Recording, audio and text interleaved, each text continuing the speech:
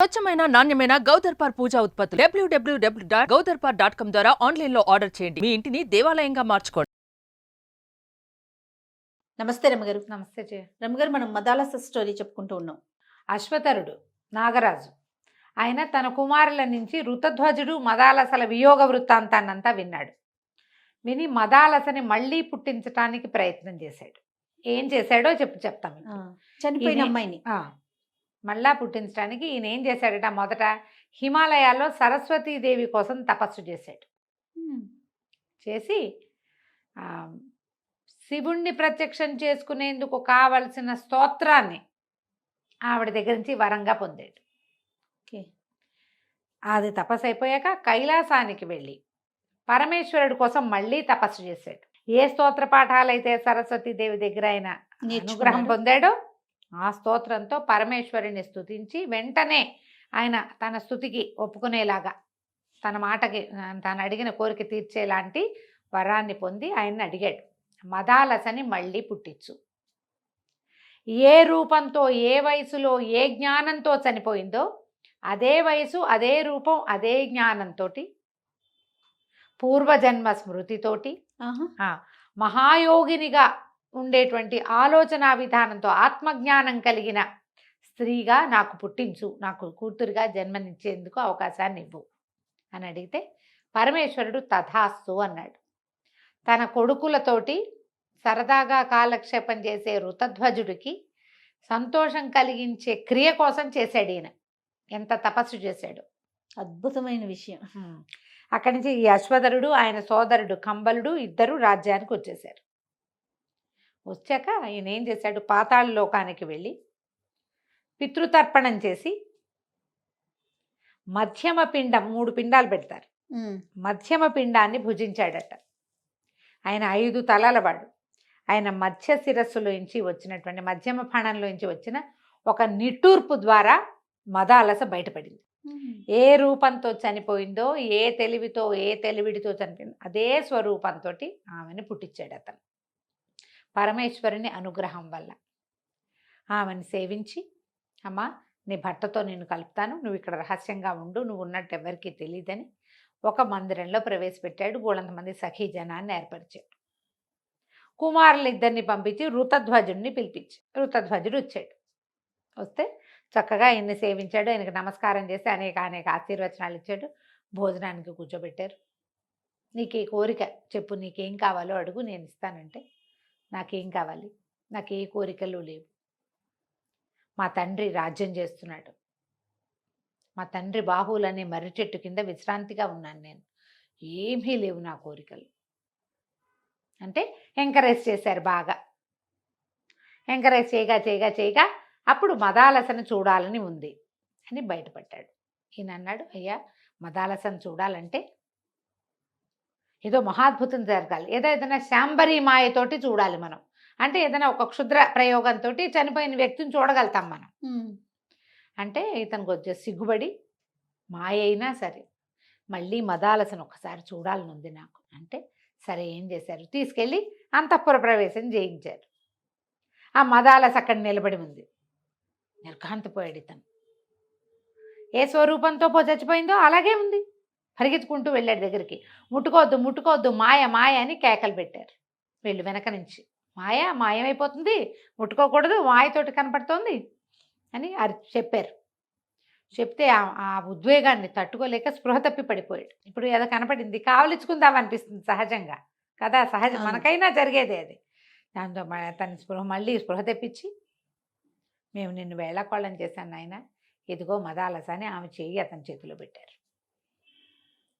మహాద్భుత సౌందర్యవతైన మదాలస ఏ రూపంతో, ఎలాంటి బుద్ధితో, ఎలాంటి జ్ఞానంతో మరణించిందో అదే స్వరూపంతో పుట్టి దాంతోపాటుగా ఆత్మజ్ఞానాన్ని కలిగి ఉన్న స్త్రీగా ఇతనికి లభించింది. మళ్ళీ మదాలసను తెచ్చుకున్నాడు.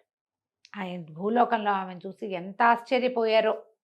అశ్వతరుణ్ణి వేనోళ్ళ శ్లాఘించారు, పొగిడారు.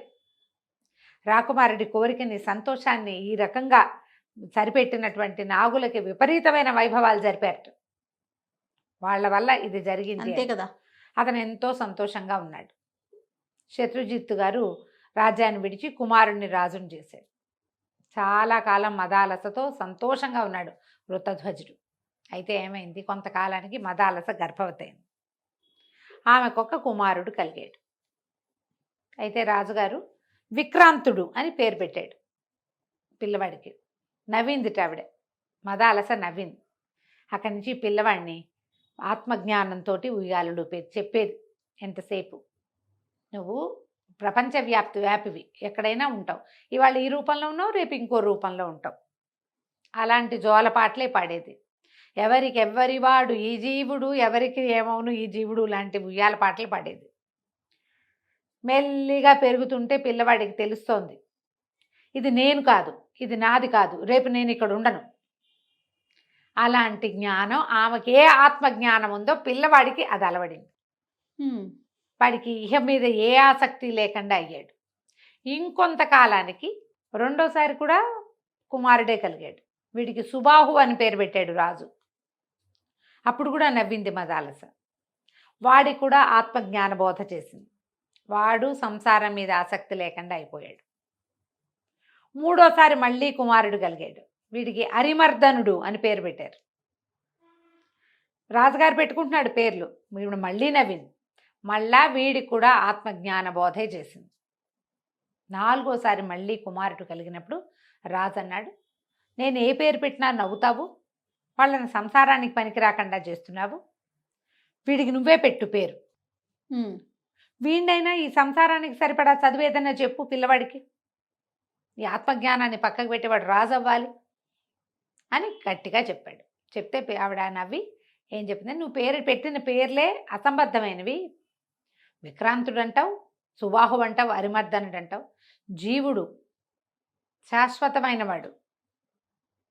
వాడు ఇవాళ ఈ శరీరంలో ఉంటాడు, రేపు ఇంకో శరీరంలో ఈ చొక్కా విప్పి ఇంకో చొక్కా వేసుకుంటాడు.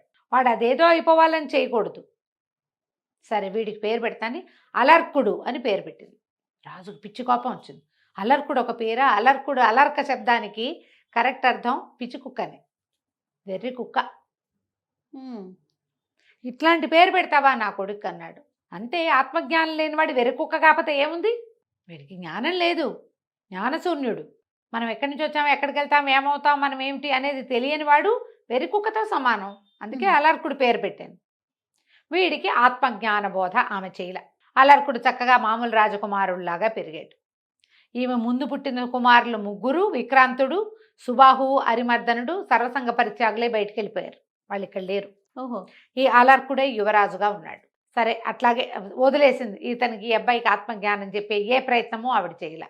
మామూలు రాకుమారుడిగా పెరిగాడు. ఆడుకునేవాడు, తినేవాడు, కొట్టేవాడు, తన్నేవాడు, ఏవో విద్యలు నేర్చుకునేవాడు. మామూలు రకరకాల పిల్లలందరికీ ఉండే సహజమైన క్రియలతోటి పెరిగాడు. ముందు పిల్లలు అట్లా పెరగల, వాళ్ళకి సహజ క్రియలు లేవు. వాళ్ళు కొంచెం పెద్దవాళ్ళుగా ప్రవర్తించేవాళ్ళు. అంటే ఏమనాలి, లోపల ఆత్మబోధ ఉన్నది వాళ్ళకి. తండ్రి తల్లి ఇట్లా బోధించింది కదా, వీడికి బోధ లేదు. సరే కొంతకాలం పెరిగాక అలర్కుడిని రాజుని చేసి వృత్తధ్వజుడు మదాలస్తో సహా అడవికి వెళ్ళిపోయాడు. ఆ వెళ్ళేటప్పుడు ఈవిడ ఏం చేసిందంటే, నాయన అసహాయ స్థితిలో ఉన్నప్పుడు, ఏం చేయాలో తెలియనప్పుడు ఇది చూడు నువ్వు అని చెప్పేసి ఒక సూక్ష్మంగా అక్షరాలు రాయబడిన ఒక ఉంగరాన్ని కుమారుడి చేతిలో పెట్టింది. వేలికి ఉంగరం పెట్టి వెళ్ళిపోయారు. ఈ అలర్కుడు బ్రహ్మాండంగా ఉన్నాడు. ఇక వీడికి పెద్ద రాజ్యకాంక్ష అలర్కుడికి ఏమిటేమిటో చేసేసేయాలని. ఎప్పటికీ అతనికి ఆత్మజ్ఞానం అలవడలేదు. ఇక ఇట్లా జరిగేసరికల్లా ఏమైంది, ఇతనికి ముందు ముగ్గురు అన్నయ్యలు ఉన్నారు కదా. ఎవరెవరున్నారు? విక్రాంతుడు, సుబాహువు, అరిమర్దనుడు. ఇందులో సుబాహు అన్నవాడు ఏం చేశాడంటే, సుబాహు అన్నాడు కాశీరాజు దగ్గరికి వెళ్ళాడు. ఈ తన తమ్ముడు ఇట్లా ఆ జ్ఞానిగా లేకుండా కేవలము ఈ ప్రాకృతమైన వ్యవహారాల కోసమే, మెటీరియలిస్టిక్ థింగ్స్ కోసమే ప్రయత్నం చేస్తున్నాడు. ఒక రాజుగా ఎలా ఉండాలో అంటే మనిషిగా ప్రవర్తిస్తున్నాడు, కానీ మదాలస గర్భ సంభూతుడైన వాడు చేయవలసింది కాదు ఇది. ఆవిడ వీళ్ళు పుట్టేనాడికే ఆత్మజ్ఞానం కలిగి ఉంది. మేము ముగ్గురం ఒకలా ఉంటే వీడు ఇంకోలా ఉన్నాడు. కొంతకాలం ఉండి కొన్నాళ్ళకైనా వదిలిపెట్టేయాలి, సంఘం వదిలిపెట్టాలి. సర్వసంగ పరిత్యాగులు కాకపోయినా సంఘత్యాగిగా అయినా ఉండాలి. వీడికి సంఘం పోవడం లేదు. అందుకని ఏం చేశాడు, కాశీరాజు దగ్గరికి వెళ్ళి, మా రాజ్యం 4 వాటాలు కదా, మా తమ్ముడు మా వాటా కొట్టేశాడు, మొత్తం అంతా వాడే రాజ్యం చేసుకుంటున్నాడు కాబట్టి నా వాటాని నాకు ఇప్పించవలసిందే అని కాశీరాజుని ఒక ఇరుకున పెట్టి అడిగాడు. కాశీరాజు ఏం చేశాడు? అలర్కుడి మీద యుద్ధానికి వచ్చాడు. వాటా ఇప్పించడానికి సహాయం అట్లా చేసి వాళ్ళు అప్పట్లో అదే మీకోసం మేమెందుకు చావాలి అది అలా అనేవాళ్ళు కాదు. సహాయం కోరి వెళ్తే సహాయం చేసేవాళ్ళు. బోలెడు యుద్ధం జరిగింది. అలర్కుడిని వాయి తీసి వదిలిపెట్టారు వాళ్ళు. మామూలుగా జరగల. ఏం చేయాలో తెలియల. పొగరు కాస్త అణిగింది. జీవితం పట్ల భయం వచ్చింది. తను ఏదో చేయకూడని పని చేసినట్టు తెలుస్తోంది. అదేమిటో తెలియటల్లా. అప్పుడు ఈ ఉంగరం చూసి గుర్తు చేసుకున్నాడు. అమ్మ ఏదో చెప్పిందని ఆ ఉంగరంలో ఉన్న అక్షరాలను ఒక గ్లాసు ఇది తెప్పించి పెద్దవిగా కనపడేటట్టుగా అందులో చదువుకున్నాడు. చదివితే ఆత్మజ్ఞాని కావాలని ప్రతివాడు సంఘాన్ని వదిలిపెట్టాలని రాసింది. అప్పుడు ఇతనికి కొంత బోధ కలిగి ఇలా ఎందుకు జరిగిందోనని ఆలోచించి దత్తాత్రేయుల వారిని ఆశ్రయించాడు. ఆశ్రయిస్తే ఆయన ఇతనికి జ్ఞానబోధ చేశారు. ప్రతి వాళ్ళని సర్వసంగ పరిత్యాగులైపోమని కాదు మదాలస కథకు అర్థం. ఇప్పుడు అది లేనిదే కుదరదన్న ధోరణి మానేయాలి. అది నాదేనన్న ఆలోచన తగ్గించుకోవాలి. నువ్వు కర్మలు చేయాలి కానీ దాని ఫలితం కోసం చూడకూడదు. అంతే కదా. దాంతో ఈ దత్తాత్రేయుల వారు ఇతనికి జ్ఞానబోధ చేశారు. అది ఒక 7-8 పేజీల వ్యవహారం. మెల్లిగా ఇతనికి లోపలికి సింక్ అయింది. అది కాశీరాజును కలుసుకుని నేను ఇక యుద్ధం చెయ్యను, నా రాజ్యాన్ని నువ్వు స్వీకరించు, నేను అడవికి వెళ్ళిపోదలుచుకున్నాను అని చెప్పాడు. చెప్పేసరికి కాశీరాజు అన్నాడు, ఇలాంటి మార్పు ఎలా వచ్చింది నీకు అని అడిగాడు. ఇంత యుద్ధం చేసావు, అంతకుముందు బోళ్ళని యుద్ధాలు చేసి బోళ్ళంత రాజ్యాన్ని పెంచావు, ఎంతోమంది చావులకి కారణమయ్యావు అనవసరంగా. ఎలా వచ్చిందంటే నాకు దత్తాత్రేయుల వారి అనుగ్రహం లభించింది, ఆత్మజ్ఞానం లభించింది కాబట్టి నేను ఇక యుద్ధం చేయను, ఇది నాది కాదు తీసేసుకోమన్నాడు. ఈ కాశీరాజు ఏం చేశాడు? సుబాహుని పిలిచి అయ్యా మీ రాజ్యం మీరు తీసుకోండి, మీ తమ్ముడు వెళ్ళిపోతున్నాడు అడవికి అని చెప్పాడు. చెప్పేసరికి సుబాహు అన్నాడు, నాకెందుకు రాజ్యం, మరి నన్నెందుకు పంపించారండి ఇక్కడికి అన్నాడు. మా తమ్ముడికి జ్ఞానబోధ కలిగించడానికి. వాడు ఏనాడు ఆ ఉంగరం తెరిచి చూడలా, ఆలోచనే లేదు. ఎప్పుడు మనకి వేదాంతం ఎప్పుడు వస్తుంది? సమస్య వచ్చినప్పుడే. ఇప్పుడు వాడికి సమస్య తెప్పించాలని నేను వాడి మీదకి పంపించా అంతే. నాకెందుకు రాజ్యం, నేను ఏనాడో వెళ్ళిపోయా, రాజ్యం మీద ఆసక్తితోటి చేయలేదు. నీకు కావాలంటే ఏలుకో, లేకపోతే మా తమ్ముడు కుమారులు ఎవరైనా ఉంటే వాళ్ళకి ఇచ్చేసి.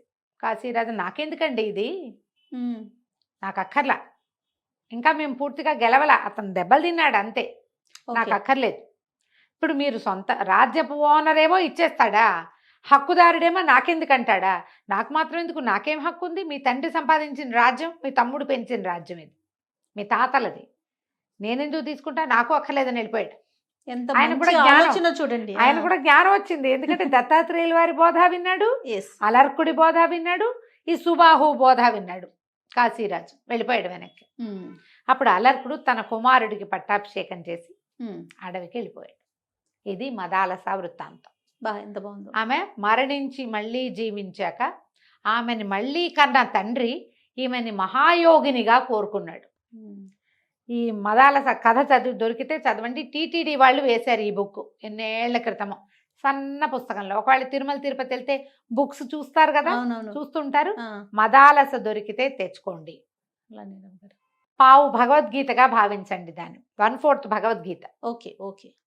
మదాలస తన కొడుకులకి ఏం పాట పాడిందో, అవి కూడా ఏం చెప్పిందో అందులో ఉంది. ఒకటి దత్తాత్రేయుల వారు అలర్కుడికి ఏం బోధించారో కూడా వివరంగా ఉంటుంది. నేను బ్రీఫ్గా కథే చెప్పా, చక్కగా చదవండి. పిల్లలకి నేర్పించాలి అని మాత్రం అనుకోవద్దండి, పిల్లలకి కాదు, మనకి ముందు మనకు అర్థమయ్యేలాగా చదువుకుంటే చాలా విశేషమైన కథ. తప్పకుండా చదవండి. తప్పకుండా రమ్మగారు. నమస్తే. నమస్తే జయ.